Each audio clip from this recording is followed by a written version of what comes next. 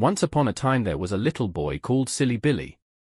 It was a bright Saturday morning, and Silly Billy was up with the birds, quite literally, as Jock the cockerel had crowed so loudly that even Sulky the cat rolled off the windowsill in protest. Billy tiptoed past Mum, who was still in her dressing gown muttering something about needing a strong brew before facing the jungle, and out into the garden with a determined squint and a trowel twice the size of his hand. Today, Billy had decided to do a bit of pruning, a phrase he'd overheard Grandad say while inspecting the hedge with a magnifying glass and a suspiciously empty mug of tea. Billy wasn't entirely sure what pruning meant, but it sounded important, like something grown-ups did before they sighed and rubbed their backs. He marched to the flower bed, where the daffodils stood tall and proud, and declared, "Right then, time to trim the bush." Jock strutted beside him, puffing his chest and offering commentary like a feathered foreman. "Give it a good tug, lad. Don't be shy with the root." Billy grabbed hold of a suspiciously bendy branch and yanked with all his might. The branch snapped back like a rubber band, flinging him backwards into the compost bin with a squelch that echoed across the garden. "I've been well and truly dumped," he muttered, legs in the air and one sock mysteriously missing. From the kitchen window, Dad chuckled into his tea, muttering, "That's one way to get stuck into the morning wood." Mum gave him a look that said, "Not before breakfast," and returned to stirring her porridge. Billy emerged triumphant, holding the branch like a trophy. "I've tamed the wild twig," he announced. Jock gave an approving cluck, though Sulky simply blinked and turned away, unimpressed by Billy's conquest of the shrubbery. As Billy posed heroically, Grandad wandered out, peered at the now lopsided bush, and said, "Ah, yes. A classic case of premature snippage. Happens to the best of us." Billy didn't know what that meant, but he liked the sound of it.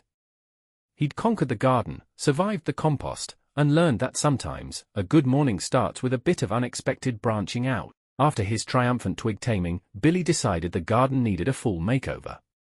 "We'll do a proper bush job," he announced, puffing out his chest like Jock. "No half-trims. We're going deep." Armed with Grandad's rusty shears and a bucket labeled worm relocation unit, Billy marched toward the overgrown hedge that separated their garden from Mrs. Puddlewick's. Jock strutted beside him, offering unsolicited advice. "Mind the undergrowth, lad. It's all about technique. You've got to get in there and really work the root." Billy nodded solemnly, then plunged the shears into the hedge with dramatic flair. A shower of leaves exploded into the air, followed by a startled yelp. Out popped Mrs. Puddlewick's prized garden gnome, now missing an ear and looking traumatized. "Oops," Billy whispered. "I think I've trimmed his dignity." From the patio, Dad winced. "That's one way to handle a bushy neighbor," he muttered, earning a sharp elbow from Mum, who was now watching with a mix of horror and maternal pride. Billy pressed on, determined to shape the shrubbery into something majestic. He attempted a topiary swan, which quickly resembled a startled potato. "It's abstract," he explained. "Like Gran's hat collection." Sulky the cat watched from a safe distance, tail flicking with disdain. Grandad wandered over, peered at the hedge, and said, "Ah, yes. The old snip and hoper method. Bold choice." Billy wiped his brow, now covered in twigs, and declared, "I've given the bush a proper seeing to."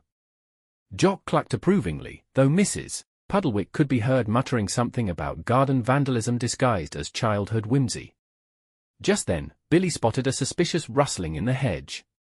He leaned in, shears raised, only to be met by a pair of beady eyes, a hedgehog, midnap, now wide awake and deeply unimpressed. Billy froze. "I think I've disturbed a private moment." The hedgehog waddled off with quiet dignity, leaving Billy to reflect on the delicate balance between ambition and wildlife privacy. "Maybe I'll stick to trimming the grass," he said, as Jock whispered, "Start small, lad. Every great bush job begins with a gentle stroke." Later that morning, Billy decided the hedge needed a proper tidy-up round the back. He'd heard Dad say that about the garage once, and it sounded very grown-up. With Jock supervising and Sulky glaring from the bird bath, Billy set off with Grandad's magnifying glass and a packet of raisins, for energy and negotiations. He crawled behind the hedge, where the branches grew wild and tangled like Gran's knitting drawer. "This bit's gone feral," Billy muttered. It needs a firm hand and a gentle touch. From the kitchen, Mum glanced out and saw only Billy's legs sticking out from the hedge. "He's gone in deep," she said, sipping her tea. Dad raised an eyebrow. "Hope he's not trimming anything sensitive." Billy, meanwhile, had discovered a mysterious object buried in the undergrowth, a faded plastic flamingo with one leg missing and a suspicious crack across its beak. "It's a rescue mission," he whispered. "This bird's been abandoned." He gently cradled the flamingo and began brushing off the dirt. Jock looked horrified. "That's not a real bird, lad. It's ornamental, like Gran's fruit bowl, all look, no taste." Billy ignored him. "Every bird deserves dignity," he said solemnly, wrapping the flamingo in a tea towel he'd borrowed from Dad's shoulder. "We'll nurse it back to health." Just then, Mrs. Puddlewick appeared at the fence, peering over with narrowed eyes. "That flamingo's mine," she snapped. "It's been missing since last summer. I thought the fox took it." Billy blinked. "I'm not a fox. I'm a flamingo doctor." Mrs. Puddlewick looked unconvinced. "Well, you've certainly ruffled its feathers." Dad wandered out, saw the scene, and muttered, "He's pulled a bird from the bush. That'll raise eyebrows at the parish council." Mum groaned. "Not in front of the child." Billy, oblivious, handed the flamingo back with a bow. "She's stable. But I recommend less exposure and more emotional support." Mrs. Puddlewick took the flamingo, paused, then smiled. "You've got a good heart, Billy. Even if your pruning's a bit invasive." Billy beamed. "I just like helping things grow. Even plastic ones." Grandad arrived with a biscuit tin and offered Billy a jammy dodger. "You've done well, lad. Not every day you rescue a bird and survive a hedge interrogation." Billy munched happily, unaware that his morning had become the talk of the village WhatsApp group under the heading, "Boy in Bush, Flamingo Drama." By late morning, the garden looked like it had hosted a polite tornado. Leaves scattered like confetti, the hedge resembled a startled badger, and Sulky had retreated to the airing cupboard in protest. Billy, however, stood proudly in the middle of it all, hands on hips, surveying his handiwork. "I've branched out," he declared. "I'm officially a garden professional." Mum emerged with a tray of squash and biscuits, eyebrows raised. "It's certainly expressive," she said, handing him a jammy dodger. "Though I'm not sure the flamingo needed a neck brace." Billy shrugged. "She's recovering. Emotionally." Dad wandered over, wiping his hands on the tea towel still slung over his shoulder. "You've trimmed, tugged, and traumatized. That's a full horticultural experience." Grandad joined them, carrying a notebook filled with sketches of hedge recovery plans and a diagram labeled post-prune trauma. He patted Billy's shoulder. "You've got the spirit of a true gardener, bold, slightly chaotic, and full of misplaced confidence." Billy beamed.